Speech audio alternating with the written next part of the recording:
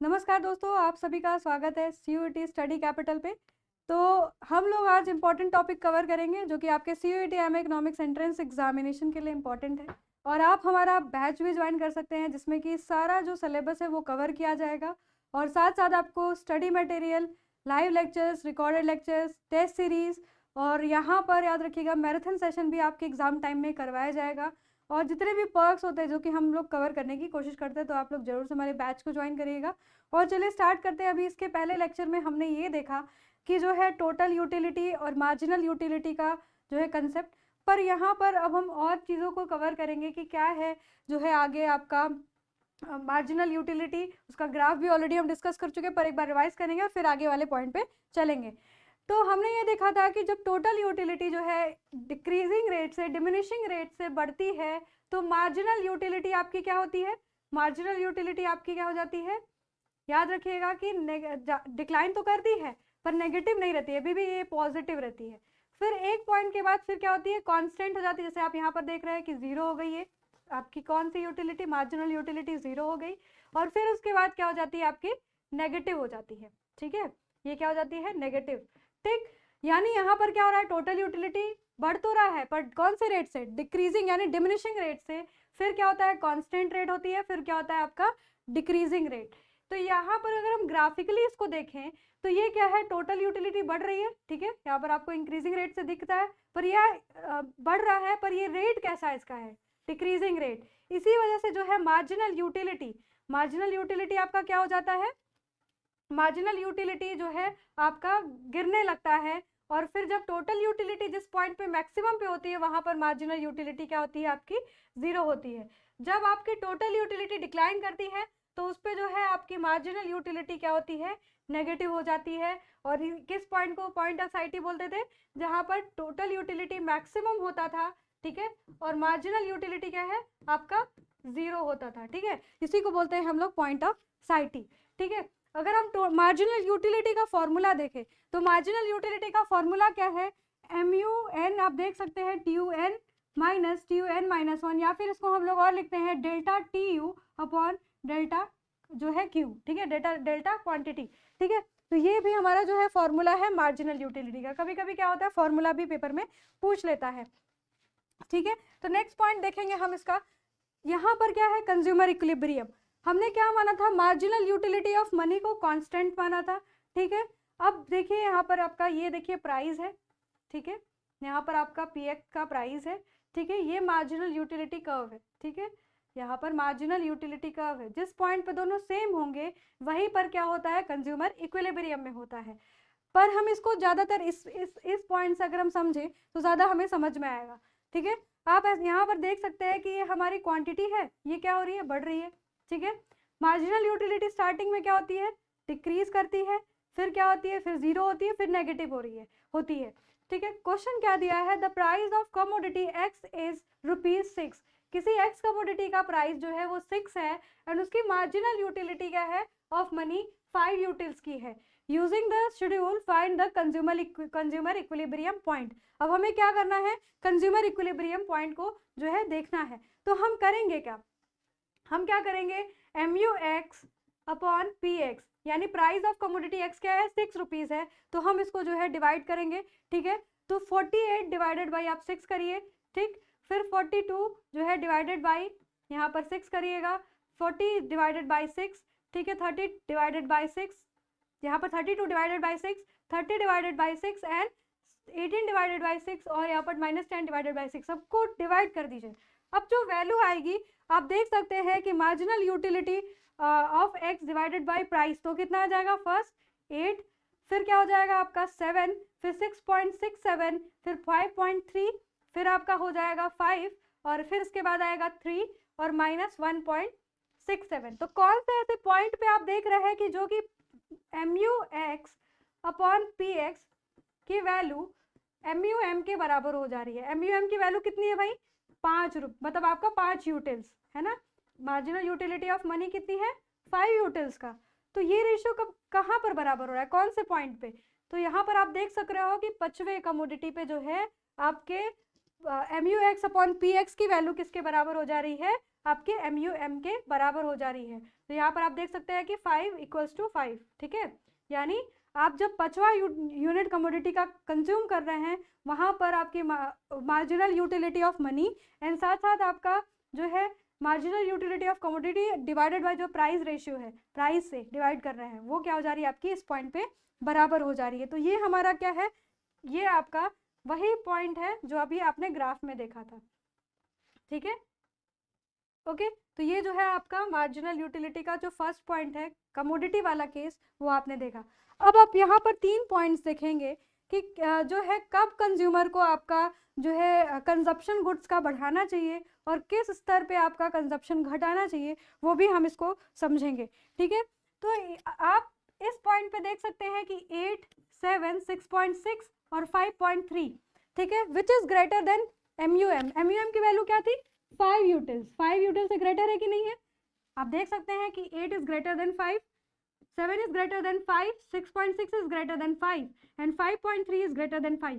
तो इस केस में क्या करेगा कंज्यूमर, कंजप्शन को बढ़ाएगा, ठीक है, कंजप्शन को क्या करेगा, गुड के कंजप्शन ऑफ एक्स को क्या करेगा, इंक्रीज करेगा, ठीक है। फिर कौन से स्तर पे वो इक्विलिब्रियम में था, जहां पर MUX upon PX equals to क्या था आपके MUM, marginal utility of money के बराबर था। यहाँ पर क्या था, कंज्यूमर का फॉर गुड 1 के लिए क्या है, इक्विलिब्रियम है, ठीक है, कंज्यूमर इक्विलिब्रियम, ठीक है, इक्विलिब्रियम यहाँ पर आपका अटेन हो रहा है, ठीक है। फिर उसके बाद आप देख सकते हैं कि marginal utility of money greater है, ठीक है। आप कैसे देख सकते हैं इस चीज को, यहाँ पर आप देखेंगे कि marginal utility of money greater है, कैसे, क्योंकि मार्जिनल यूटिलिटी ऑफ मनी की वैल्यू 5 है और MUX अपॉन PX की इसके बाद जो है वैल्यू क्या हो रही है, कम हो रही है, 3 हो जा रही है, -1.67 हो जा रही है। तो यहाँ पर क्या करेगा कंज्यूमर, अपने कंजप्शन को फॉर गुड X के लिए क्या करेगा, कम करेगा। ये पेपर में क्वेश्चन जो है पूछता है, कंजप्शन क्या करेगा फॉर कमोडिटी X के लिए क्या करेगा, वो कम करेगा, ठीक है। और कहाँ पर इक्विलिब्रियम में है, जहां पर MUX upon PX equals to MUM के बराबर है, ठीक है। तो ये काफ़ी इंपॉर्टेंट है फॉर जो है यहाँ पर गुड 1 का केस लिया गया है, क्योंकि हम यहाँ पर सिर्फ एक ही कमोडिटी को कंसीडर कर रहे हैं। जब हम 2 कमोडिटी को कंसीडर करते हैं तो वो कौन सा आपका होता है, मार्जिन जो है law of equi marginal utility, उसी को हम लोग क्या बोलते हैं, गोसेन का सेकेंड लॉ भी कहते हैं, ठीक है। तो आगे हम जो है उसको कवर करने वाले हैं। उसके लिए हमारा पहले आप तो लिख लीजिएगा कि law of equi marginal utility के लिए जो फॉर्मूला होता है वो क्या होता है आपका, MUM equals to MUX upon PX equals to MUY upon PY, ठीक है। ये किसके लिए है, आपके 2 कमोडिटी के लिए है, 2 एंड मोर कमोडिटी के लिए, 2 और मोर कमोडिटीज, ठीक है, मोर कमोडिटी का केस है, ठीक है। इसी को हम लोग क्या बोलते हैं, जब हम इसमें इक्विलिब्रियम खोजते हैं तो इसी को हम लोग क्या कहते हैं, law of equi marginal utility, क्या कहते हैं, लॉ ऑफ इक्वी मार्जिनल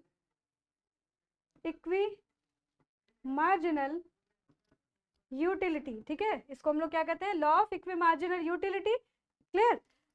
और इसी को क्या और कहते हैं, गोसेन का सेकेंड लॉ, गोसेन का हरमन गोसेन का क्या है ये, second law, Gaussian second law, clear. तो आप लोग जो है ये पॉइंट याद कर लीजिएगा, पेपर में भी यहाँ पर पूछता है, ठीक। अब हम गोसेन का जो सेकेंड लॉ है उसको देखेंगे आपके शेड्यूल से, ठीक है। यहाँ पर क्वेश्चन दिया हुआ है, 2 कमोडिटीज है, X एंड Y, 2 कमोडिटी है, X का प्राइस क्या है 6 रुपीज है एंड Y का जो प्राइस है वो क्या है 4 rupees respectively. Marginal utility of money यहाँ पर क्या लिया गया है, 5 यूटिल्स का लिया गया है।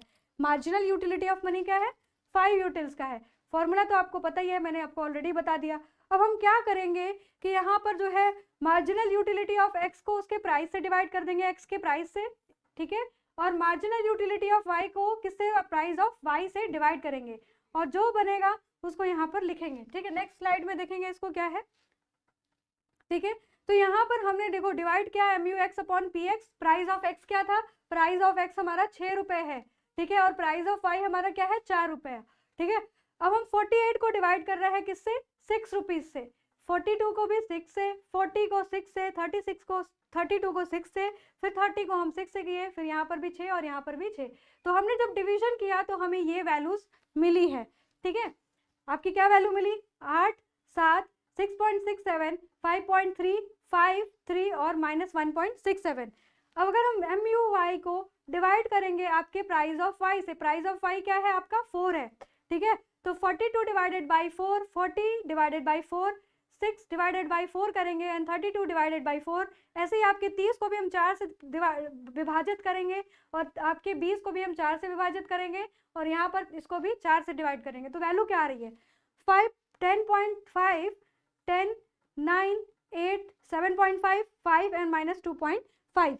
अब कैसे हमें पता चलेगा कि कहाँ कौन सा पॉइंट जो है इक्विलिब्रियम का है, कहाँ पर जो है पॉइंट ऑफ इक्विलिब्रियम है, तो इसको देखते हैं। तो आप देख रहे हैं कि हमें x को कितना कंज्यूम करना पड़ेगा, कहाँ पर देखिए MUM हमारी क्या है, MUM हमारी कितनी है 5 है, हमें 5 वाला पॉइंट खोजना है।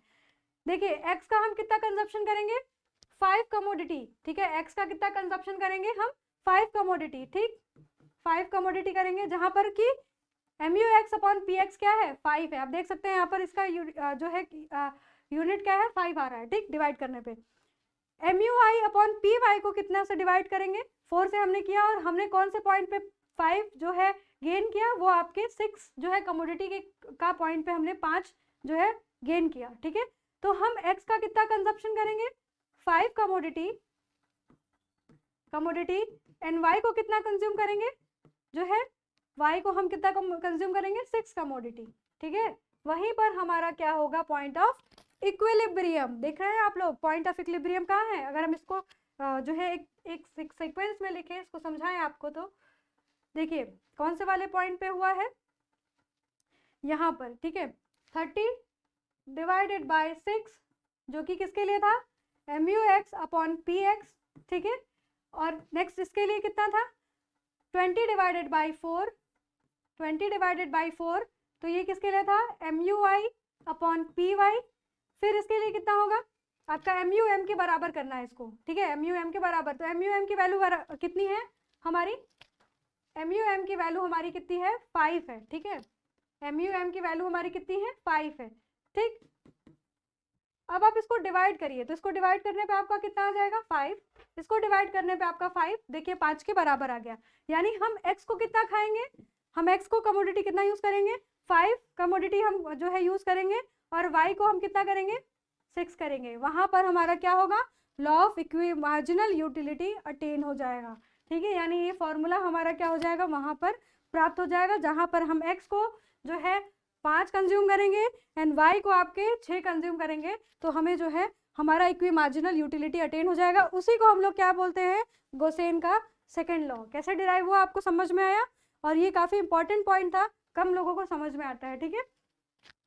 अगर हम देखो ग्राफिकली इसको देखें, तो ग्राफ था आपका पीछे, आपने देखा कैसा बनता है इसका ग्राफ, आप इसको देख सकते हैं। सपोज कि यहाँ पर हमने y को लिया हुआ है, ठीक है, और यहाँ पर मान लो x को लिया हुआ है, तो हम कैसे बनाएंगे, जहाँ पर x का हम जो है 6 यूनिट, x का कितना कर रहे थे 5 यूनिट और y का जो है 6 यूनिट, जिस पॉइंट पे कट करेगा वहीं पर हमारा क्या हो जाएगा पॉइंट ऑफ इक्विलिब्रियम हो जाएगा। तो आप ये देख रहे हैं दोनों का मिक्स आ रहा है, क्लियर।